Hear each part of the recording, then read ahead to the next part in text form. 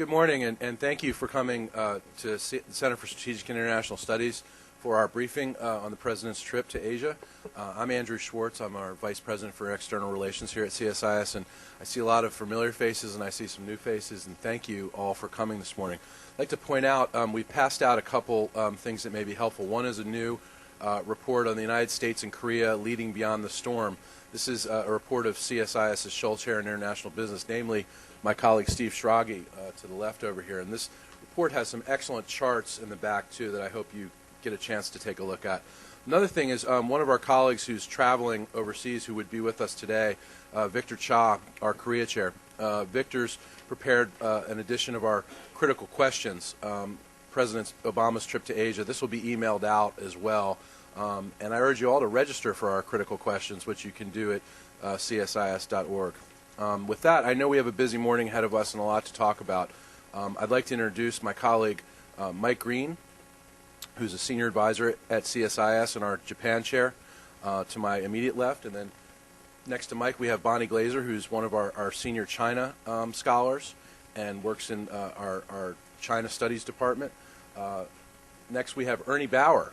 Ernie's our newest scholar here at CSIS, and we are really, really proud to have him. He's known to many of you, and he's certainly known to us, and really completes our team in Asia with his expertise in Southeast Asia in particular. Then, of course, we have Steve Schrage, our business chair, who I mentioned earlier. And with that, I'd like to turn it over to Dr. Green, who's going to deliver some opening remarks. Thank you. We keep it cold down here for these morning sessions, so people stay awake. But I think the heat's going to come on, so bear with us. I spent 5 years on the National Security Council staff preparing visits to Asia exactly like the one President Obama is going to be taking next week. I did it for President Bush. 5 visits to the region and to APEC like this one.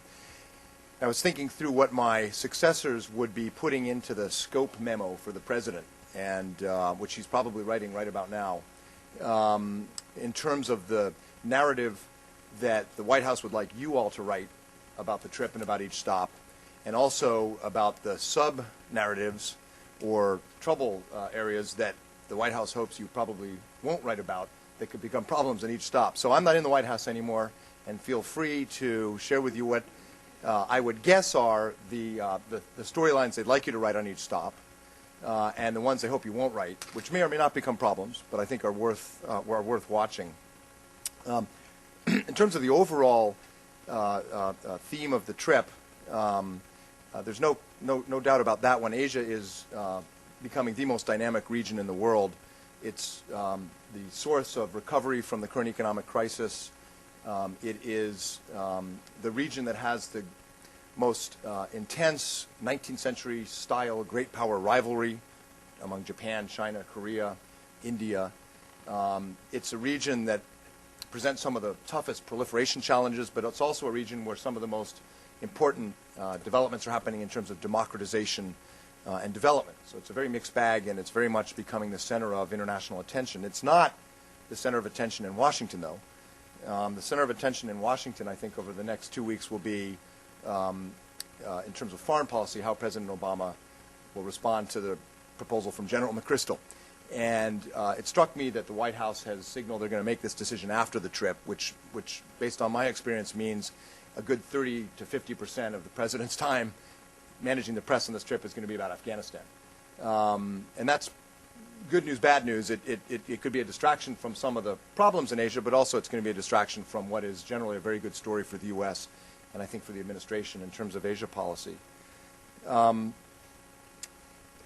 President is popular in Asia, as he is in Western Europe and other parts of the world, and I'm sure they're going to want to play on that and look for venues and opportunities to emphasize that his personal popularity and his policies are bringing American leadership back into the region. As a former Bush administration official, I would only point out that most opinion polls in the region at the end of the Bush administration showed that the U.S. was more popular at the end of the Bush administration in Asia than they were at the end of the Clinton administration. The Chicago Council on Global Affairs did a survey last year on soft power. They asked across Asia what countries have the most influence and they measured in a variety of ways. You know, what culture do you like? Whose diplomacy is most effective? And the U.S. came out across the region as number one. They actually the Chicago Council hired a China scholar to analyze it, thinking the result would be China has the most soft power in Asia. China came in third across the region after the U.S. and Japan. One of the questions they asked was, what country has increased its influence the most over the past 10 years? And every other country in the region said the U.S. The two countries said the U.S. did not increase its influence. Chinese public said China had increased its influence the most, although the rest of the region didn't see it that way. And then the American public said that we had lost influence. So we think we're pretty bad. But the polls and the overall storyline over the last 10 years has been that American standing in Asia is pretty good. And I think that President Obama can add on top of that his own personal popularity, which is higher than President Bush's on a personal level across the region. Other things to keep in mind, this trip is happening. It's the last major foreign trip for the president and the last series of summits before Copenhagen. And I think in every stop you'll see that the White House is trying to emphasize progress, especially with China, but also with Japan, Korea, and an APEC on climate change. And, of course, the economic recovery. Now, going through the itinerary, the first stop is Japan on the 12th and 13th of November. The theme the White House will want to emphasize, and the Japanese too, is reaffirming the commitment of both governments to this alliance.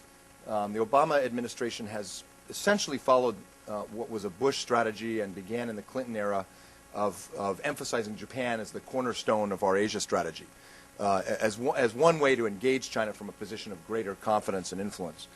But the Japanese threw a bit of a curveball to the U.S. with this election August 30th, and you have a new government, the Democratic Party of Japan is the leader of the coalition, that is not anti-American and that is certainly committed to the alliance, but is a much more populist party and has thrown out a lot of promises to the Japanese people about reducing the size of U.S. bases, creating a more equal alliance. Prime Minister Hatsuyama recently in Beijing, appearing with Hu Jintao, said that Japan has been too dependent on the United States.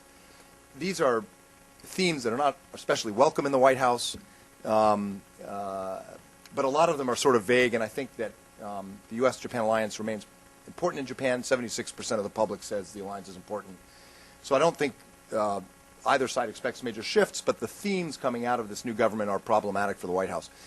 I think you will see the president emphasizing the importance of the alliance, perhaps pointing to next year, the 50th anniversary of the 1960 Security Treaty, as an opportunity to revitalize and strengthen the alliance. There will be some initiatives on climate and energy that the White House will clearly want to emphasize. The storyline that they cannot avoid, that they probably want to avoid but cannot avoid, is about Okinawa and the bases. Because the new government has said that they will not move forward with, well, actually what they said they would not move forward with an agreement we have to move half the Marines to Guam and build a new base in Okinawa. So it's in the weeds, but it's a lot of our forward presence. And the new government said that in their campaign promise they wouldn't implement it. What Prime Minister Hatsuyama said is he won't make a decision about it until next year. And Secretary Gates was in Japan October 20th and came down pretty hard on the Japanese government publicly, saying you can't put this off. The longer you put it off, the more the local opposition will build to it and the entire deal will fall apart. I doubt President Obama will be as publicly tough as Gates was, but he's not going to change the policy line of the U.S. So that's going to be one that's going to be difficult to manage. When I was in the White House, we used to go to Korea with some trepidation because you never knew what Roh Moo-hyun was going to say when he was president in Korea. I think this White House is going to Japan with a similar uncertainty about what's going to happen there. November 13 to 15, the president's in Singapore for APEC, the Asia-Pacific Economic Cooperation Forum. Ernie's going to talk more about the summit with ASEAN. APEC is the most important trans-Pacific economic forum in Asia. There are more than 70 free trade arrangements in Asia right now, and the U.S. is only really involved in a very small handful. And the way we keep at the center of economic integration in Asia is by having a dynamic Asia-Pacific Economic Cooperation Forum process. And you have Singapore this year, Japan next year, and the U.S. the year after that. So there's a feeling among the business community and foreign policy experts that we really can build a lot of momentum for a trans-Pacific series of agreements that would keep the U.S. locked in and prevent a closed regional bloc. And that's certainly the theme that's going to come out of this APEC summit. I'm sure Steve will say more about this. The problem is the U.S. brings absolutely nothing to the table. The one agreement we have signed and ready to go with Korea is the biggest trade liberalizing agreement in Asia and would absolutely lock in a trans-Pacific trade liberalization process and give us real credibility in APEC. It's not moving. My understanding is they had a White House meeting. The international people, state and others said we got to do something. The word is that the White House political said we can't. We got to focus on health care, climate change legislation. So the subtext I think the White House will want you to avoid on this one is they don't have anything to work with when the rest of the region is negotiating all sorts of agreements. We'll have time, next year, the year after, but the problem is APEC is hosted the year after, next year's Japan, year after that's U.S., the year after that is Russia. People don't expect much. And so the hosts matter a lot. And by the time we get our act together, it may be too late to add vitality to APEC. I think it's a problem. The business community is concerned. China, are you going to do China? China, October 15th to 18th. The administration's talked about a constructive and comprehensive relationship. Have I got the C's right? What are they? Positive, cooperative, and comprehensive. Thank you. The only thing I would say is for the Bush administration, the 3 C's were constructive, cooperative, and candid. The candid has been dropped, and we'll see how that plays. I'll let Bonnie say more about China. The things that I'm expecting are certainly some big deliverables on climate and energy, but not anything that involves Chinese commitments on greenhouse gas emission caps or participating in the Kyoto climate change arrangements. So it's going to be good spin, perhaps, but not clear how much substance it gives for Copenhagen. And the president's going to have, I think, some pressure to articulate what his position is on human rights and democracy and Tibet, because he chose in October not to see the Dalai Lama here, and he's the first president to have done that since 1991. In Korea, that's November 18, 19. Pretty good visit. One night. Lee Myung-bak, the president of Korea, is pro-U.S. He's a pragmatist. His economy is doing pretty well. Korea hosts the G20 next year. There's a lot of good stuff to talk about. The subtext or the question that I think the Korean press is really going to be looking at is the U.S.-Korea Free Trade Agreement. And the Korean government would like the administration, would like the president. They know he's not going to announce in Seoul that he's going to submit it to the Congress. But they'd like more than they got when President Lee was here in June, which was a statement that the president supports, in principle, the free trade agreement, but thinks we have to fix it. The Korean side would like more than that. They've staked a lot in this, and they have some leverage because they're negotiating an agreement with the EU that, when it comes into force, is going to disadvantage U.S. business. So they'll put a little friendly pressure on President Obama.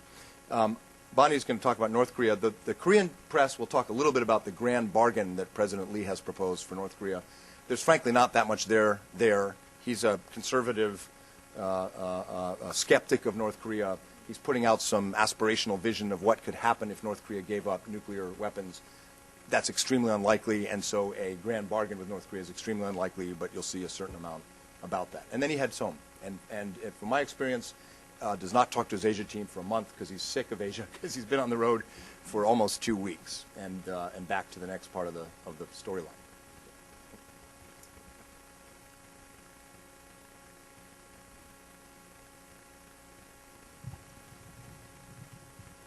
The president will spend about 4 days in China. He arrives in Shanghai, I understand, late or in the evening on Sunday. This is President Obama's first ever visit to China, so this is going to be a combination of some sightseeing and obviously important meetings with Chinese leaders. The itinerary is not set. I can give you a sense of some of the things that are being considered, but nothing has been finalized as I understand it.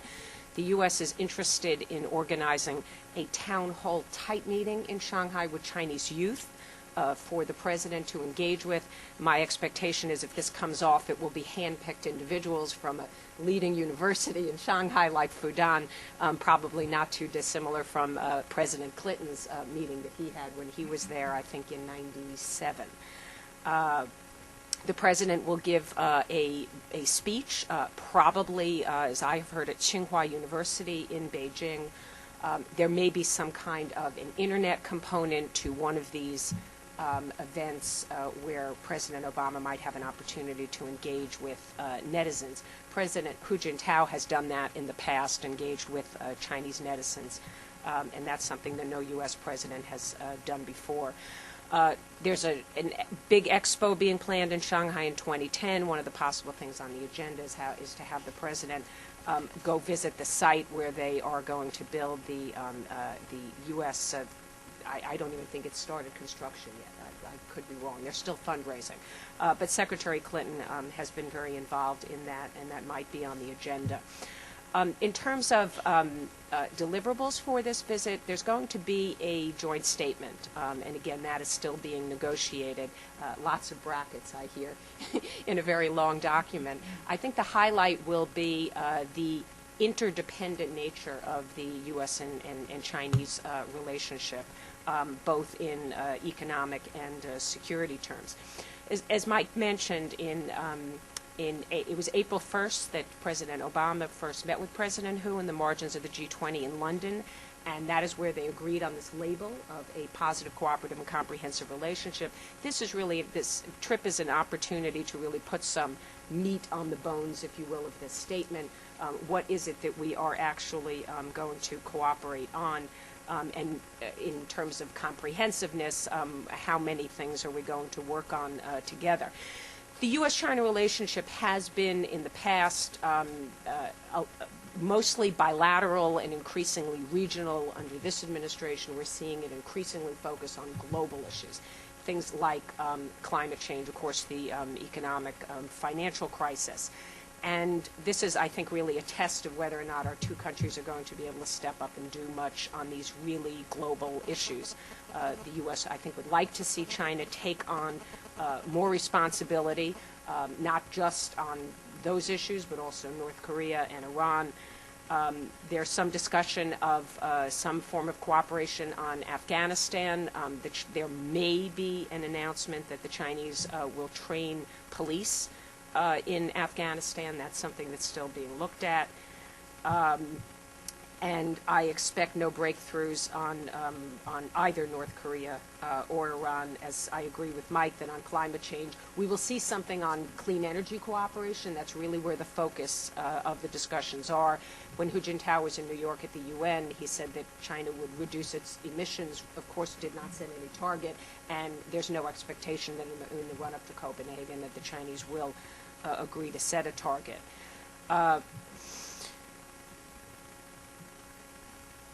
I'll just say a couple of things on North Korea and then on the security issues for APEC. The Chinese Premier Wen Jiabao was in Pyongyang and elicited a statement from Kim Jong-il that that they would like to see bilateral talks with the United States, and depending on the progress of those talks, that there could be a multilateral discussion. What he actually said, although it was reported that that could include six-party talks, he actually told the Chinese that it could include three-party, four-party, or six-party talks. And my impression from talking with the Chinese is that the six-party is the least desirable among those choices. My impression is that the administration is continuing to engage bilaterally. We just had Sung Kim out in San Diego talking with the North Korean representative that was participating in the Northeast Asia Cooperation Dialogue out in San Diego. And I think that there is a willingness on the part of the Obama administration to send Steve Bosworth, our special representative, to Pyongyang. The word is there will be no more than 2 meetings, and my expectation is that this will happen after President Obama's visit to the region. But the North Koreans continue to avoid making any clear statements on whether they will return to their commitments under the six-party talks. And that includes the September 2005 agreement, the February 2007 agreement, and their commitments to, of course, denuclearization. Finally, just in a couple of sentences, there are some security issues on the agenda for APEC.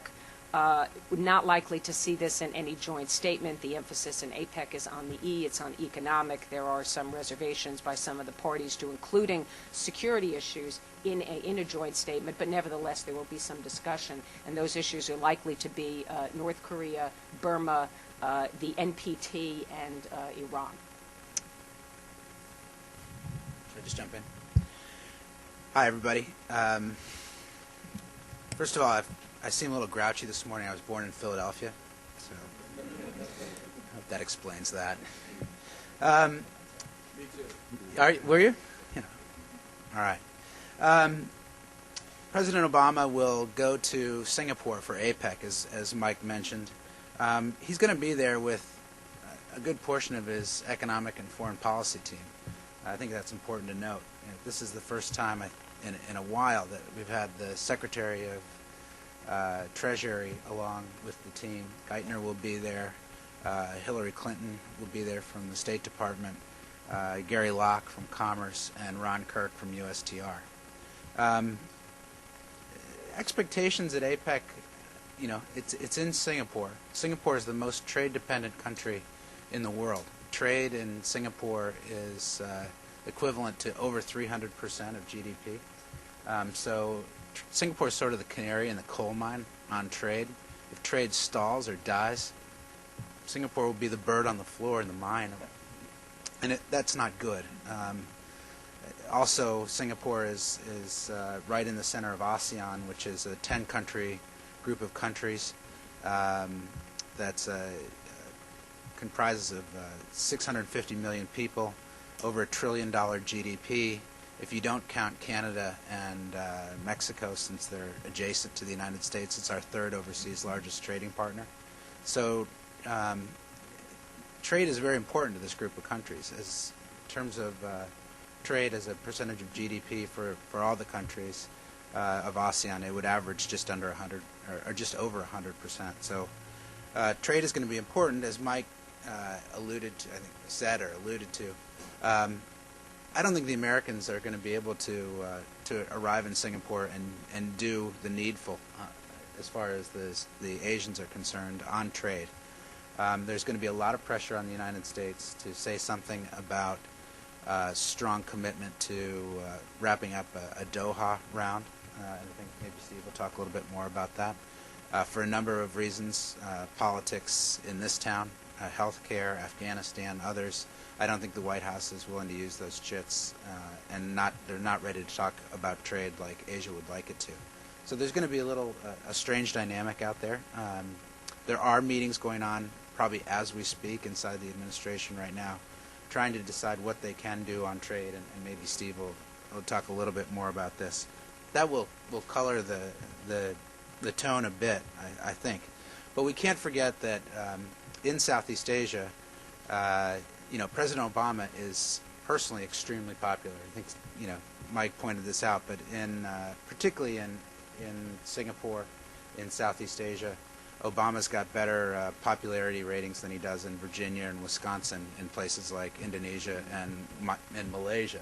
So it's interesting. I mean, there's a rock star factor there, and I think he'll enjoy that out there. For those of you that are traveling, you'll feel the love. In terms of APEC, I think, as Mike pointed out, there's going to be a couple themes that the White House probably doesn't want to emphasize that will probably make headlines. There'll be a lot of reporting on Burma. Assistant Secretary of State Kurt Campbell and the U.S. Ambassador to ASEAN, Scott Marcel, just are coming out of Burma today. I guess that's right. Yeah, they've been there for a couple of days. They met Aung San Suu Kyi. They met the Prime Minister. In a way, this will be a very positive story in Asia, because I think a lot of our friends in Asia have been waiting for the United States to step up and try to do more on engagement in Burma. That's the new policy. That's what Campbell and Marcel were doing there. There's going to be a lot of discussion about that. Significantly, while the president is in Singapore, he will sit down for the first time with all 10 of the ASEAN heads of state. I'd be happy to give more background on who those 10 are. But for the first time, the Burmese are at the table, which is a new step for the United States. They're at the table in a head of state capacity. In terms of the U.S.-ASEAN summit, I think what's happening here is the United States basically is getting the form right, but the substance of that meeting, don't hold your breath for big home runs coming out of that meeting. I don't think there'll be significant new statements about new money or new training. I think, in a way, being there is what's important this year. The Vietnamese are very interested in promulgating the idea of continuation of the U.S.-ASEAN summit happening next year. They are chairing ASEAN next year. They are pushing the administration, the White House, to come to Vietnam next year. It's the 15th anniversary of U.S.-Vietnam relations next year. It's also Hanoi's 1,000th anniversary. These are important things when you're in Hanoi, and it's really interesting because I think there's a confluence right now of U.S. and Vietnamese interest in strengthening ASEAN. We both want to see a strong ASEAN. The Vietnamese, particularly so because they live and have lived for thousands of years on China's border, and I think when they joined ASEAN in 1997, they were very disappointed that ASEAN was not as effective a group to stand up to the Chinese. And that is going to manifest itself. I think we'll see some talk and some discussion out of the U.S.-ASEAN summit, or at least press stories, about the South China Sea and the Spratlys. This is a big issue for the Vietnamese. It's a lesser issue for the Filipinos, but there are six countries that have claims on the South China Sea, and the Chinese are extremely I think the South China Sea is one of those issues where the Chinese have not been able to get over themselves. You know, the ideological sort of tone that China had 10 years ago. They've abandoned that in this, when the financial crisis, Southeast Asia, Asian financial crisis started, the Chinese really took a giant leap forward on diplomacy. They really exercised a charm offensive that was really helped them advance their interests in Southeast Asia. And they were able to listen and talk. But the one issue that I think they haven't been able to really come around on is the South China Sea. And it's a very delicate issue. The Southeast Asians, including Lee Kuan Yew, who was here last week, have encouraged the United States to, be engaged in this. The question is, how do we do that? It's not an easy question, I think, for us. And it's not an easy issue for the Chinese. So I expect this to be one of the issues that's covered. The president also meet with President Yudhoyono. He's the president of Indonesia, which, as you know, is the fourth largest country in the world. It's the largest Muslim country. President Obama decided not to go to Indonesia. I think that was handled probably pretty well here. I won't go into it unless there are questions, but I think getting the U.S.-Indonesia relationship right is going to be a very important part of U.S. policy in Southeast Asia and an important part of this trip. There are some real problems. We've got real serious trade issues with Indonesia that are sort of at the company level, regional level, and bilateral. We need to get those back on track, and hopefully President Yudhoyono's new cabinet will be able to do some things that his previous cabinet was not able to do. I think we also want to do a lot more work in Southeast Asia on the healthcare area. That's been a problem particularly because of a difficult minister in Indonesia, health minister in Indonesia. She's gone now. I think there could be an opportunity to maybe do more in the area in Indonesia, also in the rest of Southeast Asia. On climate change, I agree. It'll be a key theme. The United States has done a good job of engaging in key issues.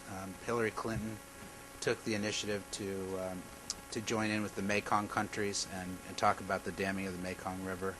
I think that engagement in mainland Southeast Asia is particularly appreciated by countries like Vietnam, Cambodia, Laos, and Thailand.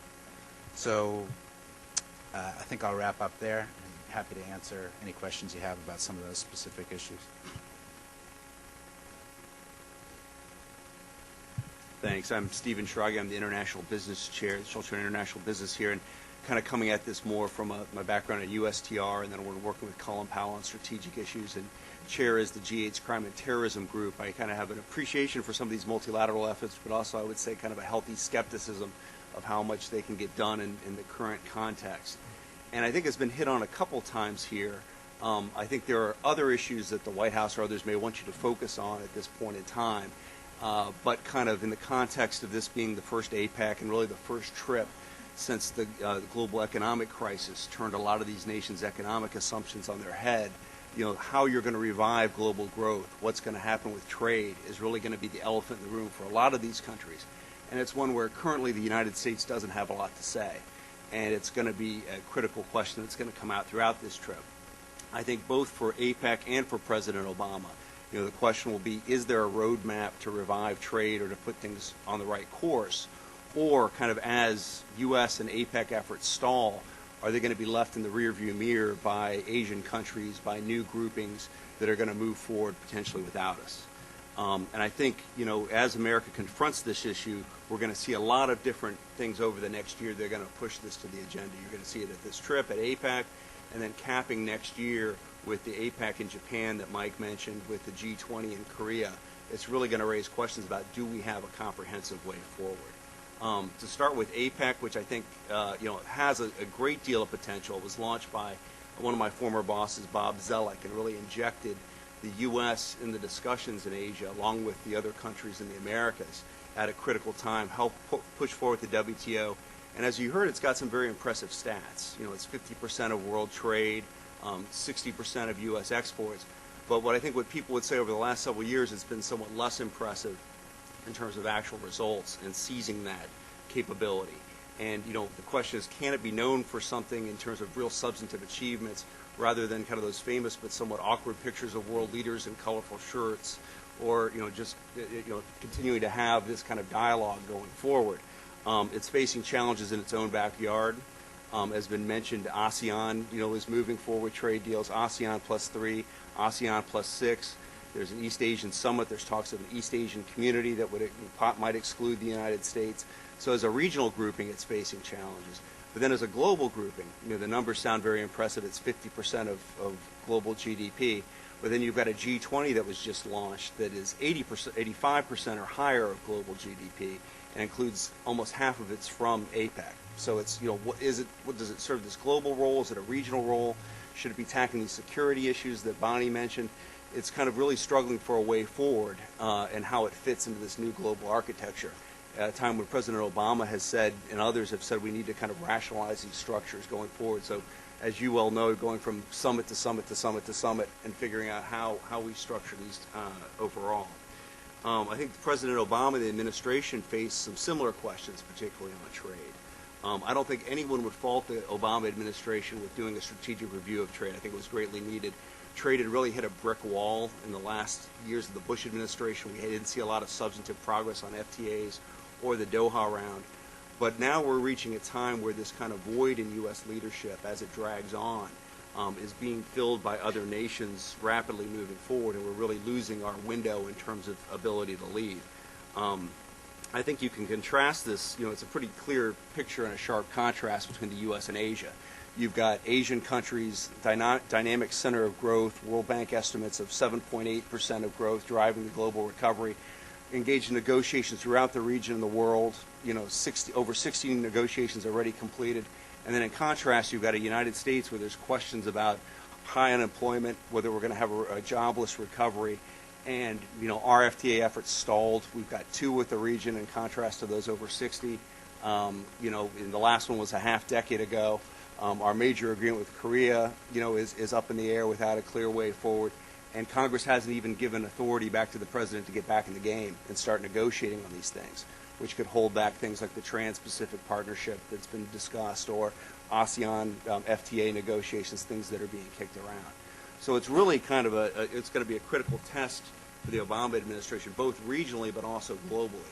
As the WTO stalls, is it time for a new approach to maybe look beyond regionalism to pull nations together?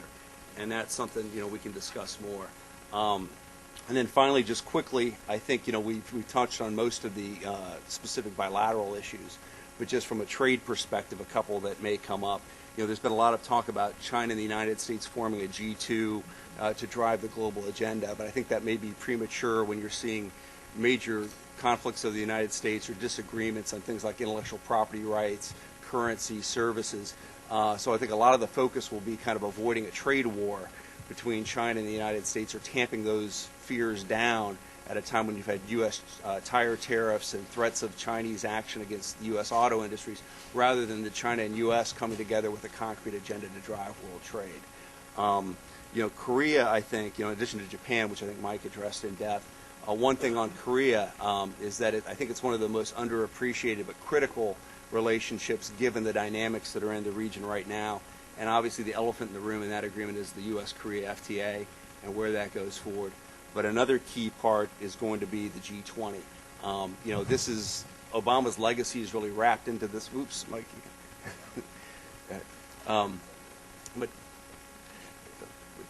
But just, Mike, you all right there?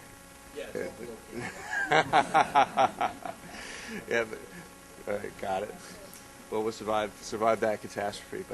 But yeah, just the G20, is going to be a chance to reboot the relationship. Obama's legacy, he inherited it from Bush, but he really chose to drive it forward, make it the centerpiece of the global economic cooperation efforts.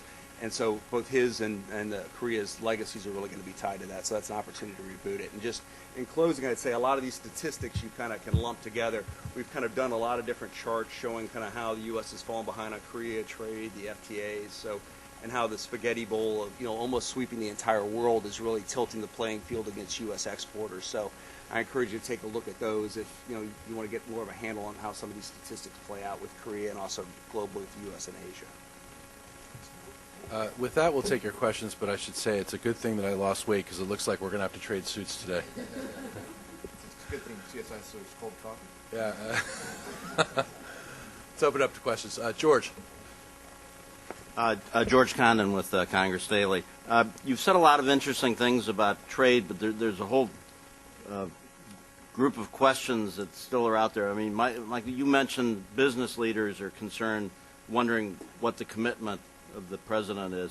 Are the foreign leaders also having that doubt? Do they think that he's a protectionist or a free trader?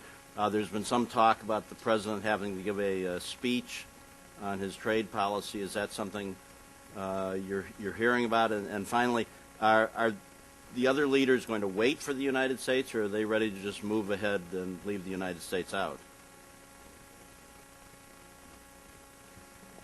The APEC has a business, an Asia-Pacific-wide business organization associated with it called ABAC. And ABAC has called for more in terms of trade facilitation and more in terms of using APEC to define green goods and services. This is one of the big debates in WTO. Can we lower tariffs on goods and services related to climate and energy? So the business community is asking for more. As a political matter, the U.S. business community, I think, the Chamber of Commerce is now in celebrity death match with the White House over healthcare and climate change. So I don't get the sense that the business community in Washington is throwing a lot of weight into this fight yet. But you talk to people and they're worried about it because a lot of these free trade agreements, there are over 70 in Asia, are frankly fairly low, what you would call low quality. They're not necessarily consistent with WTO rules. But they're down payments, and they're beginning to build relationships. And some of them, especially with the ones the Koreans are doing with Europe, and now Japan is increasingly interested in doing some with Europe, those would actually have a significant trade distorting effect and hurt U.S. business. So this is a growing problem. APEC's the best way for the U.S. to start countering it with proposals for region-wide and trans-Pacific agreements, in addition to Korea and other bilateral things like TPP, Trans-Pacific Partnership. But and I think USTR and state would like to move on these, but they have a red light from the White House because of the domestic politics here. So business is not happy. The Koreans, underneath it are not happy. They've invested a lot of political capital into the agreement. They think they need it to deal with their growing dependence on China economically. And within the ASEAN process, generally, Ernie can say more. The ASEANs don't like big, giant trade liberalizing agreements, but they'd like something from us. So I think there's going to be a certain amount of frustration from the business community and other leaders in the region. Even Japan, the new government proposed a free trade agreement with the U.S., which is very ambitious. So I think there's a sense that the U.S. should be doing more, and you'll hear that on this trip. I don't know if others want to. Just a quick follow-up on that. We have one FTA with the ASEAN countries. The U.S.-Singapore FTA is kind of considered the gold-plated, model that we'd like to pursue in other countries. But we have two on the table that are just sitting there, just like the U.S.-Korea FTA that we started to negotiate and have just been dropped as part of this trade policy review. The U.S.-Malaysia FTA and the U.S.-Thai FTA. I don't think the Thais are ready to do anything right now because they're focused on their own problem. But the Malaysians probably are ready to come back to the table when we are. Now, I think the administration has been sending pretty careful signals that, hey, we're not gone on trade. Please wait for us. We've got to get health care done. And when we do that, we'll be back to the table on trade and on some of these regional agreements and some of the bilateral agreements. Do Asian leaders believe that? I'm not sure. To be honest with you, I don't think the guys in Southeast Asia that I deal with, they're not sure the Americans are going to make the corner. Does Obama get health care? Does he really use his political chits this year, and will he be back to the table on an aggressive trade policy? Can he manage a Democratic Congress on trade? I think there's a lot of questions out there, and I don't see, as I look around, my posse of friends in Southeast Asia, I don't see a lot of people convinced that the Americans will be able to come to the table next year, and particularly not at APEC, with a robust position to be able to exercise on trade. I think what the big shift has been, it used to be that people thought they would kind of wait for the United States to come up with an agenda and go forward. But I think because of this lag and this void, increasingly now the U.S. is turning to these partners and they're moving forward. They're looking for other ways forward. Right. And while there was this assumption that the United States could just kind of sit on the sidelines and then jump in and kind of dictate the terms, particularly with Asia's dramatic growth, I don't know if that's the same case that it was before. And I think you're seeing that flow through all these negotiations, and you are seeing, again, the skepticism of whether the Obama administration, for all the positive statements it said since it came into office, in contrast to some of the campaign statements, is it going to invest the political capital? And is Congress going to give it the authority to move forward on these? And I think as opposed to previous points in time where you're seeing this dramatic rise in Asia and the rest of the world, we're really at risk of falling behind if we don't come up with a coherent strategy soon. And I would say it's both in terms of engaging Asia bilaterally, but also overall with the WTO stalled. I mean, you look at the world now, it's a sea of conflicting agreements and spaghetti bowls and no real common standards around the world. And without U.S. leadership, it's going to give the ability of other nations to drive those issues. One thing I would point out, too, they mentioned the EU-Korea FTA. And, I mean, I think this is really a critical and probably not as well understood factor. I mean, you look at the combined economies of Korea and the EU, and it's larger than the entire BRIC, Brazil, Russia, and India, and China combined. And, again, very competitive products with the United States. So you're seeing them move forward in ways while we're kind of stuck in neutral or in par.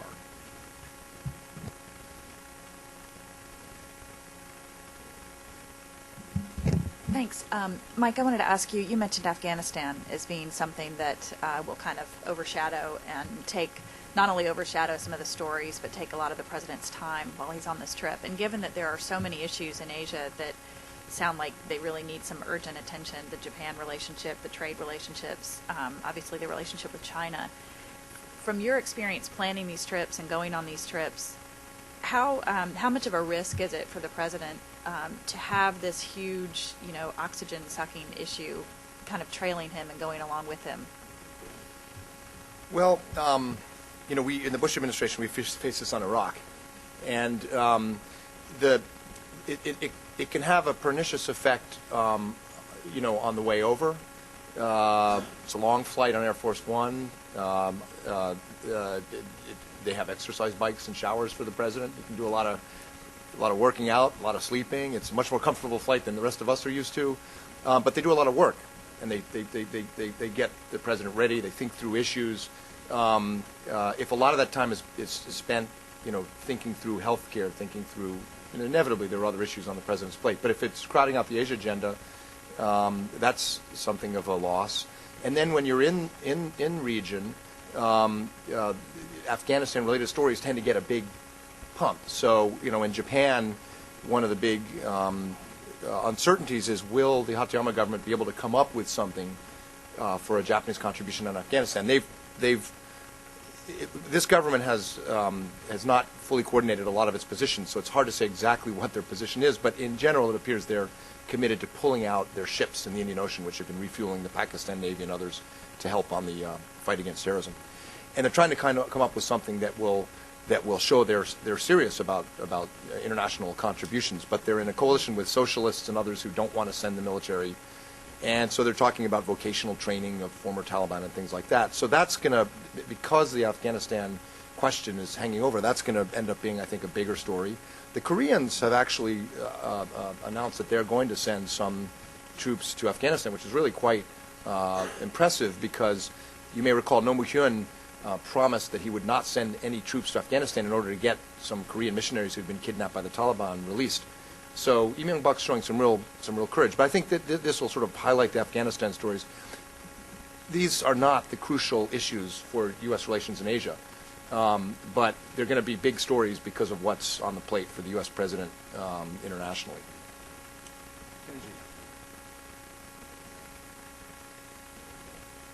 Yeah, Mike, the first visit to Japan, the sticking point, which is of them relocation, and obviously the Japanese government is not going to resolve it before his visit. But I wonder how President Obama is going to work on that issue in the first meeting, and what's the effect of that issue to the overall U.S.-Japan alliance, and also, Bonnie, how the China is going to see this issue on the side of China.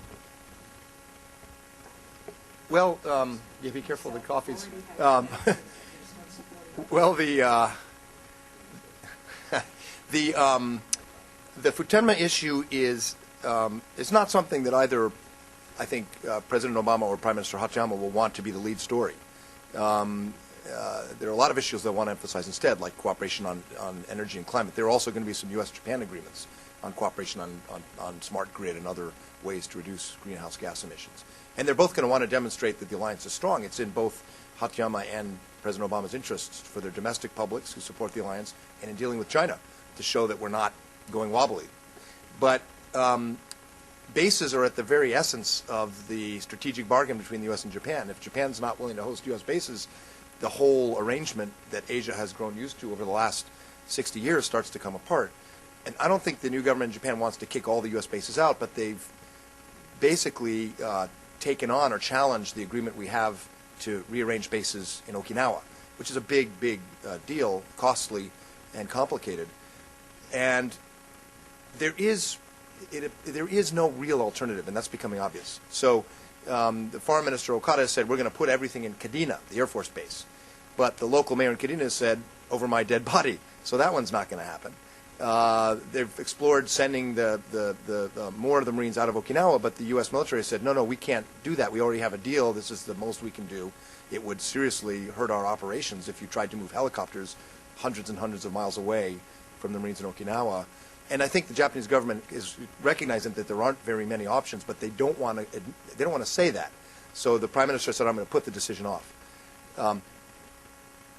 If some of these issues that the Japanese government has put forward, like investigating secret nuclear deals or East Asia Community, are fuzzy enough that you can kind of put them off and sort of keep studying them and find a way past them. But this one will only get worse with time because, as you know, there are elections in Okinawa. If they don't move soon, the anti-base movement will gain more and more steam, and the entire deal will come undone. So it's not making a decision is the same as saying no. And that's why Gates had no choice but to be quite tough.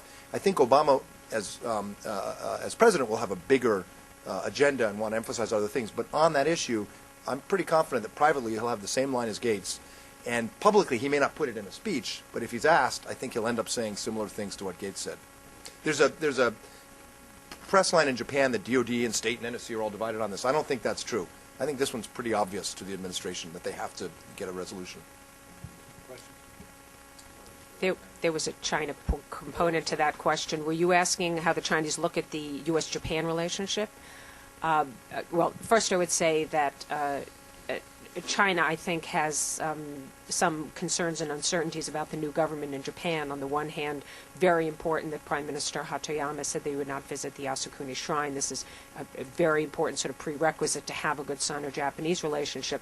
But the Chinese see a lot of potential unpredictability. They were very used to the LDP and the predictability in the relationships, and so I think this is sort of a new equation for them.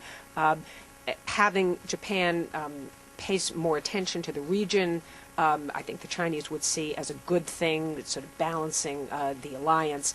The Chinese have been critical in the past that there's been a real overemphasis by Japan on the alliance. But if that whole relationship really were to start coming apart and affecting our bases and U.S. presence, I think there are potential dangers that the Chinese would see there. I don't think the Chinese are looking for a precipitous U.S. withdrawal from the region. Sean Sullivan with NHK. Thanks very much for taking the time. With regard to the human rights issue in China, what sort of public posture can we expect to see from Obama in these various town halls or speeches or public statements that he might make while he's there? Well, Mike might have some thoughts on this too, but I think this is not an issue that the president will shy away from. It is important for him to say something on the importance of human rights on our agenda with China. I don't think that's going to translate into him meeting with dissidents, but it's not there, potentially down the road here, as prior presidents have done that, and President Bush did when he was president. But I think on this trip, it will come in questions and from the press. It may be part of the public speech that he gives at one of the universities. I doubt we will see this in the joint statement. But I think that the president will state that this is that we stand for greater freedom of religion and interaction, people having more access to the internet. I mean, in Xinjiang, internet access has been shut down since the July 5th protests there. People continue to have a lack of access. There's obviously a lot of sites that continue to be blocked. So I think there'll be a couple of angles that he will focus on. Mike mentioned the Dalai Lama and Tibet policy, and I think that will be a very important component. I think that the decision by President Obama to not meet with the Dalai Lama when he came to Washington was part of an overall approach that the administration had to convince China to re-engage with the Dalai Lama's representatives, to be more forthcoming and more sincere in that dialogue. And I think that this has not really borne fruit. Instead, what we have seen is the Chinese have come out with a new statement putting out 3 preconditions for re-engaging with the Dalai Lama's representatives. One of those is a demand that the Dalai Lama not be able to visit foreign countries. And of course, as a spiritual leader with supporters who are Buddhist all over the world, the Dalai Lama is not going to stay at home and not visit foreign countries. So I think China's position has hardened. And this was outside the expectations of the administration. So I think President Obama is going to be looking for some softening of that position because he is under a lot of criticism, I think, here for having made that decision to not meet with the Dalai Lama, who visited Washington, D.C., and it was the first time that a president did not receive him, the Dalai Lama, His Holiness, in 19 years on a D.C. visit.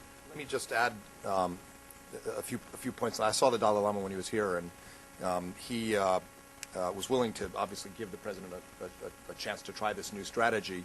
I think, frankly, he had no choice. The assumption was that this quiet approach would yield results, and as Bonnie said, it's already obvious that the Chinese have pocketed this concession and are raising the ante. And just to give a few more examples, a number of small European countries like Denmark, whose leaders saw the Dalai Lama, are now being pressed by the Chinese to do various public statements promising never to see the Dalai Lama again before trade agreements will happen. Australian Prime Minister Kevin Rudd, who saw the Dalai Lama before, after the president chose not to, declined to see the Dalai Lama. So this has had a really negative ripple effect internationally for the Tibetans. And as Bonnie pointed out, rather than softening their approach on Tibet, China has actually pocketed this and raised the ante and made more demands. And even the idea that the president's quiet approach would lead the Chinese to re-engage with the Dalai Lama's representative, Lodi Gari, is a bit of a false target, because that was going to happen anyway. The real problem wasn't that they were engaging. They were periodically. The problem was there was no progress in the talks. So I really hope that in this trip the president not only presses privately but makes it clear publicly his support for the Dalai Lama. It's not just about an important international spiritual leader. It's a measure of how China will treat the weak as it grows more powerful. And he probably can't do it on this trip, but I hope very soon thereafter, or maybe even beforehand, there's a clear announcement from the White House when they're going to see the Dalai Lama, because this is really setting the Tibetans back in their efforts to get some reasonable cultural and economic autonomy within China's constitution.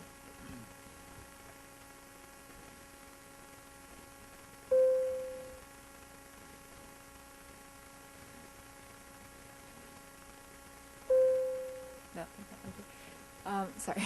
There's been some chatter abroad, not over here, that the president, while he's in Japan, could visit Hiroshima. Can you talk a little bit about how that would be perceived abroad and in the Asian countries? I don't think it's going to happen. First of all, he doesn't have enough time. It's not in Japan long enough. Some people have said maybe he ought to go to Nagasaki. It's a little bit different because there's some historical debate about whether Nagasaki was really necessary. But it's such a complicated issue. I've been to Hiroshima. I actually, a few months after I left the White House, I was asked to be the keynote speaker at that time in the Nagasaki annual commemoration. And it's very moving. It's very meaningful. Our new ambassador, John Roos, went and found it very powerful. I think the president could give a good speech. It would be important symbolism, but it's so complicated politically. You don't want a gesture like this to actually cause a backlash. And I'm not sure President Obama's in a place right now with American veterans or conservatives or other domestic points of view on this issue that it would help.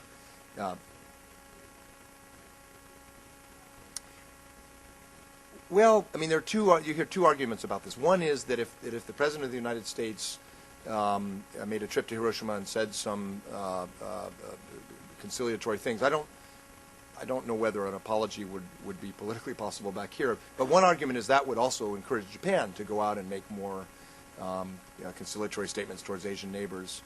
The other argument is that there's no moral equivalency in trying to project moral equivalency on these different aspects. One, a move that people saw as ending the war, another, a move that started the war, would just create a debate that would be unhelpful. It will happen someday. An American president will do this. It may even be President Obama, but not on this trip. Could you talk a little bit about the sightseeing opportunities for the president on this trip? In China, for example, what would make sense for him to want to visit? What places should he visit? And are there any places he would visit that might be offend the Chinese? Well, my understanding is that he's going to the Great Wall and the Forbidden City. I don't think either of those would be seen as controversial, either here or in China. He will be obviously showing some respect to China's great heritage and history by going to the Forbidden City and the Great Wall. I don't think that there's anything else because he will really just be in Beijing and Shanghai. I think the touring will be done primarily in Beijing. And I don't think that the president would go see anything that the Chinese would find objectionable. That's my sense. I'm wondering if you can compare sort of the overall context of the trip to the Cairo trip, especially in regard to China. If Cairo is about sort of changing hearts and minds overseas and demystifying Islam for Americans, what's the point of this trip? A lot of Americans are kind of scared of the Chinese, and is he trying to make a statement to Asians, and what's the statement? Well, I think this is a challenge for the president because, as Steve was talking about, there is that sort of notion of G2 out there. And everybody in the region and beyond the region is worried about a U.S.-Chinese condominium. And so the president is calling on the Chinese to step up, to do more to address global issues. But at the same time has to say that China is important to addressing these economic issues, climate change, but we need the rest of the world as well. And it's not just these problems are not issues that the U.S. and China can manage by themselves. I mean, there are also other problems, I think, in terms of messaging to the American people. There are a lot of concerns here, I think, about that persist in terms of the Chinese taking away our jobs and owning all of our treasury bonds, and are they going, people worry, are they going to sell them overnight, which would be, of course, shooting themselves in the foot, and they're not likely to do that. But I think the president does need to talk more about the trade imbalance and China's currency, and the need for China to continue to move toward a floating currency, which they have sort of made in principle a commitment to, but aren't moving to, and moving their economy more towards a consumption-driven economy rather than relying so much on exports.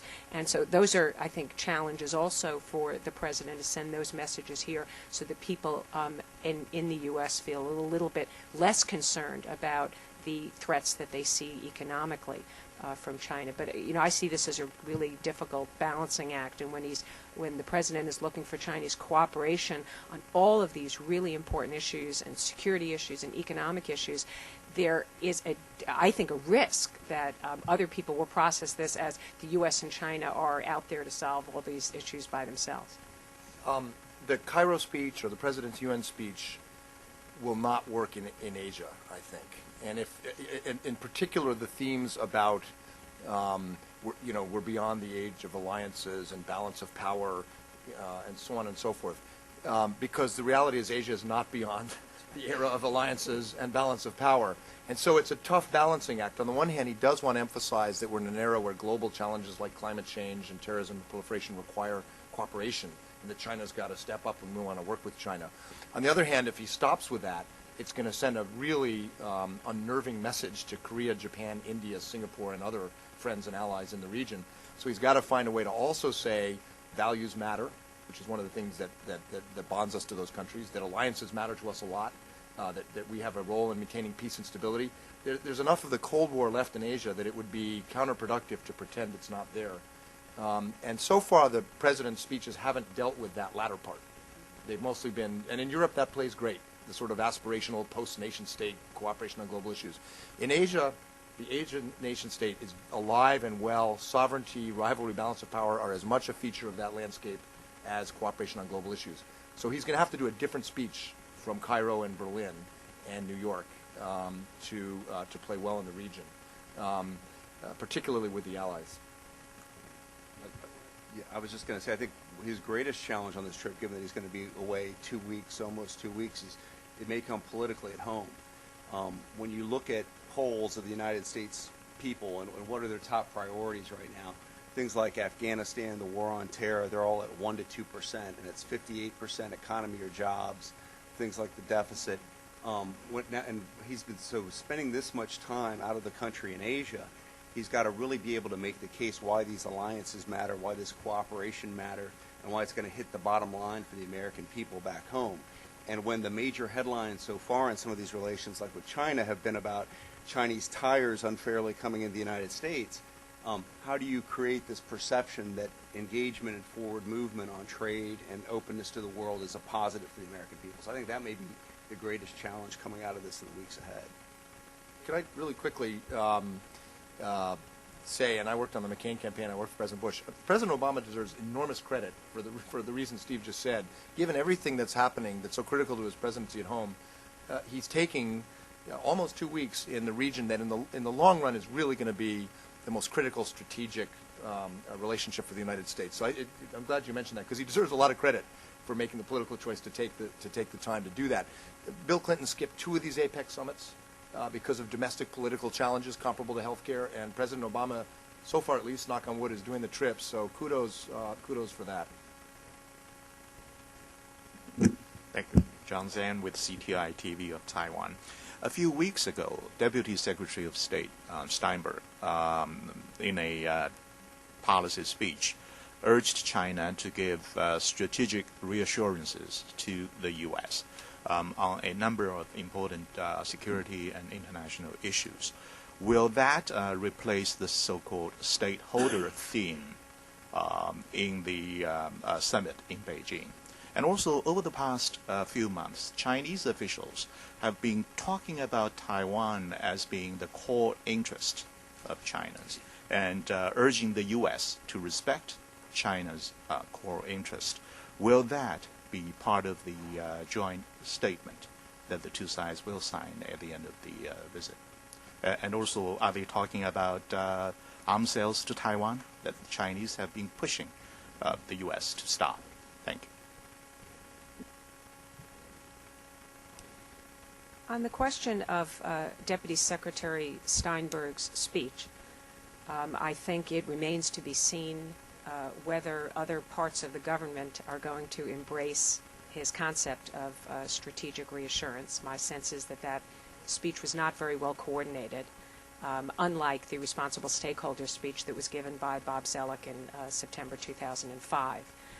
And my own expectation is that the President is not going to use that language. If he does not, I think that the Chinese will not really take it very seriously. My understanding is that strategic reassurance will not be used in the joint statement. As I said earlier, they will be highlighting the relationship as an interdependent one. I believe that there will be a reference to China's core interests in the joint statement. My understanding is the way that this is being worked is sort of Shanghai communique language where one side acknowledges what the other side's position is. I don't think that the United States accepts that China has core interests and we have core interests, so we should necessarily stay out of each other's way.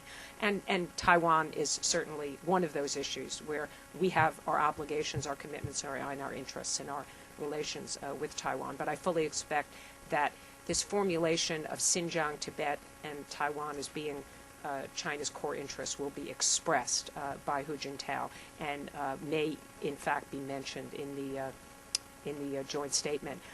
And I think that it is certainly would be not surprising to me if Hu Jintao raises the issue of arms sales to Taiwan, probably not specifically in terms of what weapons we should or not sell. I think it would be a general warning to President Obama to steer clear of that and not to set back the great progress that has been made in the U.S.-China relationship, and most recently the resumption of the military relationship. We recently had a very successful visit here by the Vice Chairman of China's Central Military Commission, Xu Cai-ho, with agreement on 7 issues, areas, and how to expand cooperation.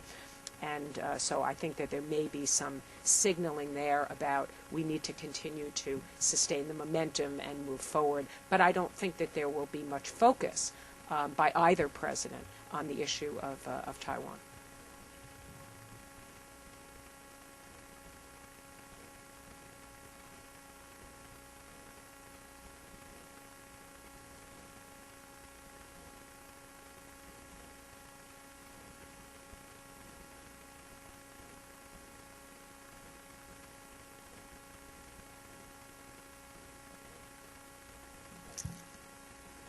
We might have some different views on this. I think this was an instance of the State Department and Deputy Secretary Steinberg organizing his speech and then trying to, instead of getting buy-in before, looking to shape support for it afterwards. There has been some criticism from the right, and I think that is complicating the willingness of other people to get on board with this concept. I think that also people look at strategic reassurance, and some say, well, is it just China that's going to give us strategic reassurance, or are we also saying that we should reassure China? And if we're doing that, in what ways are we going to do that? And so people on the right say we really ought to put the whole problem in China's lap, and they should be the ones reassuring us. This is, at least as Jim Steinberg presented it, a two-way street. And although his speech did talk mostly about what the Chinese ought to do to reassure us, nevertheless, in principle, it provides the Chinese with an opening to come to us and say, well, we want strategic reassurance on the following set of things. I don't sense that there are great divisions in the administration about how to move forward with China. They might emerge later, but I do think on this language that there are definitely some differences. When Bob Zoellick did the July 2005 speech about where he called for China to be a responsible stakeholder, he ran that by I was in the White House. He ran it by the White House. He ran it by DOD. Everybody was comfortable with it. I think Bonnie's right. This was more of a exploration of themes that you probably won't hear much about after this, because there are concerns about whether this reassurance concept means that we have to stop doing what we do to defend our allies or stand by the Taiwan Relations Act, which was not supposed to be the intent, but that's now being questioned. So I think you probably won't hear as much about it, would be my guess. Thank you. Jim from the Straits Times. A question on Myanmar for Ernest and Mike. Obama will likely meet with Tenzin at the U.S. ASEAN Summit. Is that meeting going to cause problems for him domestically? And where is this engagement with Burma going?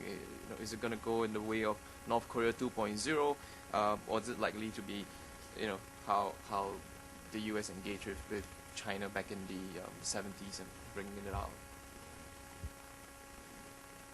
It's interesting you mentioned the China analogy, because Senator Webb and others have tried to use that to say we need to engage Burma in order to, to balance China or to deal with the North Korean nuclear problem. And I think that's a bit of a stretch. The reality was, in 1972, there was a compelling strategic reason for both the U.S. and China to get closer to deal with the Soviet Union.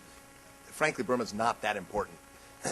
And as to the question of whether President Obama will get some heat domestically, absolutely, because Tenzin has a history, and the press, especially on the right, is going to start looking into who this guy is. And he's not it's very hard to find anyone to talk to in Burma who's a very appealing character, but he has a particular history of repression that will get the press on board. I think that it's a good thing the administration's trying this engagement strategy. I thought Kurt Campbell framed it perfectly when he came out of the meeting. He was not trying to present a great breakthrough. He wasn't overly optimistic. He said it's an exploration, and I think they're handling it right. He's been very clear that we're not going to lift sanctions. One of the challenges they're going to have is that the engagement process is creating the appearance that we are going to lift sanctions. And it also is a delicate problem, because even as we've done this policy review and engaged the junta, their behavior hasn't gotten better. Yes, Aung San Suu Kyi got out to see Kurt Campbell, but meanwhile 50 journalists and students were arrested, major military offensives against 3 or 4 of the ethnic minorities. So the situation on the ground is continuing to get worse, and sooner or later I think they're going to have to get some results in order to continue this. And Kurt Campbell's very sober tone suggests they're not confident they're going to get those, but they're willing to explore it, which is probably about the right tone for now.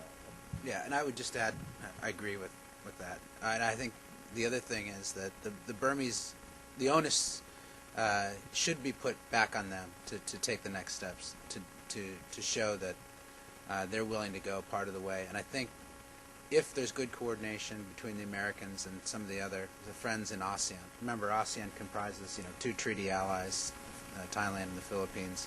Singapore's relationship with the United States has sort of been over and above treaty ally, even though they're not one.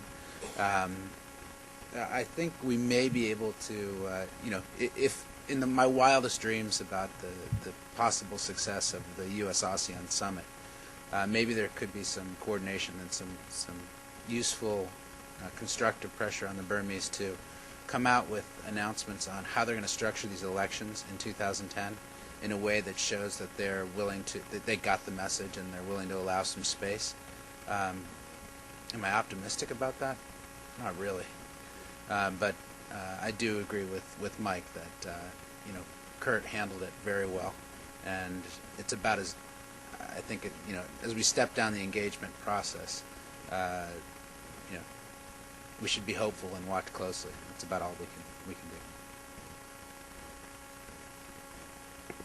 Tricia Zengerle from Reuters. There have been a few references to President Obama having domestic chits to expend. And can you talk at all in a broader context of presidential politics? Presidents always have a lot of issues on their plate, obviously. Is this a particularly bad time, or could you put it in that context, how it compares to what other presidents have faced at home when they've tried to pursue a diplomatic agenda? Thanks. There's a lot of credit for taking out the time to go to Asia. And a lot of the presidency is about decisions, about how much, as you said, there's always a world of different things that are out there that you can devote time to. I think what's really different at this point in time is we're facing, the wake of the greatest economic crisis since the Great Depression. So you've really had a riveting both in the United States and globally on domestic issues, jobs, economic problems. And the great risk is that nations could turn inward, despite all the positive steps the Obama administration has made in terms of engagement, but worry about domestic economic problems and not build the security or economic foundations for global growth. So I give them a lot of credit on that front. I think what they've got to be able to do, though, is translate this action and also into messaging so that it's translated into the American people so that they understand the importance of engagement, the importance of open markets, the importance of trade, and they just don't focus on things like the trade disputes or the other tires and see it as a win-lose situation globally. But what about in terms of his actually being hindered in being able to come home with anything, the deliverables we've been talking about?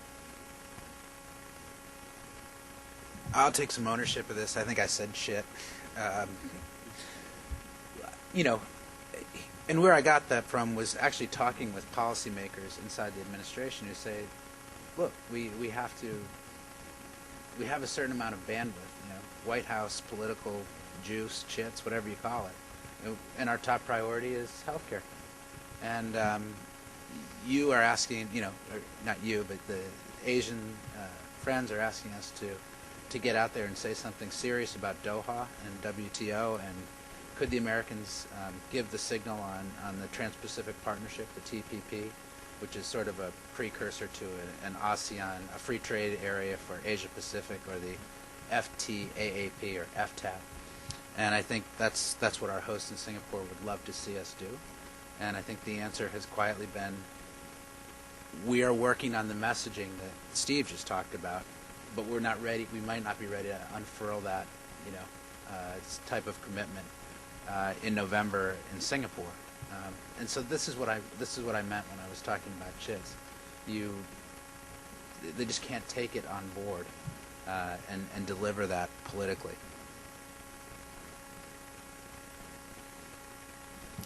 Anne Davies from the Sydney Morning Herald. First of all, do you think there will be any discussion or statements about some of the Chinese comments about the US dollar as a reserve currency and sort of the broader issue of the massive trade imbalance between the two nations?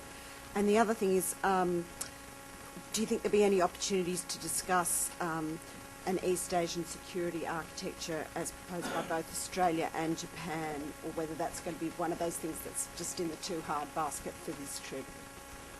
Can I take a first crack? We probably should have pointed out that the China trip is being preceded by, of course, the strategic and economic dialogue with Secretary of State Clinton and Secretary of Treasury Geithner, and also the Joint Committee on Commerce and Trade that convened recently. So there's some cabinet-level work that's really gone into the U.S.-China economic relationship. And out of that, you'll see, I think, some themes about rebalancing the U.S.-China relationship. to have greater internal demand from China. And I think the administration will portray that as an important mission because it will mean more exports and more jobs. They're not going to get any really concrete deliverables on exchange rates or anything else. In fact, the Chinese are loath to make concessions on things like exchange rates for a summit. They're very different from Japan, Korea, or other relationships where the summits are the pressure that leads to agreements. In China's case, the last thing they want to show their domestic audience is that they've caved to U.S. pressure on something as sensitive as the convertibility of the renminbi or the value of the renminbi. On architecture, I think the administration's fully aware of these debates in the region. They've been very sensitive about this proposal from Prime Minister Hatsuyama for East Asia Community, which surprised me because, in fact, Prime Minister Koizumi already agreed to do this in 2005 at a summit in ASEAN. It's not particularly new, and it's not particularly concrete. There are a lot of, different views about values and economic development in Asia. It's not the EU, it's not NAFTA, it's a very long-term thing. But they are quite sensitive to it in the administration, it's clear. I would hope that in Japan, which is the first stop, they can set a positive tone by agreeing that the U.S. and Japan share a common vision for an open and inclusive regional integration. That will require Prime Minister Hatsuyama to move away from some of his previous rhetoric about using the East Asia community to balance the U.S. or balance the Anglo-American economic model, this kind of populist rhetoric. And it will require President Obama to then start answering questions about what the U.S. will do about it in terms of trade policy. But that would be the best outcome if they showed that this is a shared vision. And I think Kevin Rudd's original proposal for an Asia-Pacific community, which frankly had a lot of people in Washington scratching their heads at first, now is, I think, viewed as a pretty positive and helpful contribution to the debate because that clearly is a trans-Pacific concept, whatever it turns out to be, that would counter the more narrow definitions of the East Asia community. I think your question was whether the Chinese would say something about the role of the U.S. dollar as right, and I think an exchange rate certainly. I would agree with Mike. I mean, we've had the head of the Chinese central bank come out and say something about moving towards the using of the SDR as the international currency, reserve currency, rather than the dollar. I think the Chinese like to talk about this in perhaps select settings and are more apt to raise this with their colleagues in the BRICS, Brazil, Russia, and India, than they are likely to raise this in a conversation with the United States. But I think that the Chinese see this as a very long-term conversation in any case. I don't think that they're expecting nor necessarily want the U.S. to stop being reserve currency anytime in the very near future. But they want to start this narrative, and I think that they prefer to do it with other countries and not really with the U.S. On what may be one of the most critical issues that we're going to have in terms of trade tensions going forward, because I really think currency could be the terrain on which 21st century trade conflicts or economic conflicts are really fought. You've seen this, prior to the economic crisis, the big push was that China was undervaluing the yuan renminbi and flooding the U.S. market with goods. Now you're seeing this incredible tension in China, Russia, elsewhere, that the United States is going to do what great powers going back to Rome have done when they've got these uncontrollable deficits and no fiscal discipline, that they start printing money or flooding liquidity to devalue things. And there's no mechanism to balance this, as in the WTO. There's no real agreed upon framework or how you would control something if it got out of control in this area. So you're seeing the G20 and other flag these issues, but you're continuing to see this tension with no real resolution. I'd also point out that Bonnie's group also came out with a report on this, on the reserve currency. So I don't think you're going to see, the dollar's not going to go away as a reserve currency, anywhere, at least in the next probably 10 years. But you're seeing countries like China buy up commodities, buy up land, diversify. You saw India buy a huge chunk of gold. And this is all kind of maybe not a vote of no confidence, but a vote of real fear that the United States has got deficits approaching World War II levels, and we've got no real plan of how we're going to back ourselves out of it. So I think this is going to be a real question that's going to permeate or in the background of a lot of these discussions, even if it's not on the front of the agenda.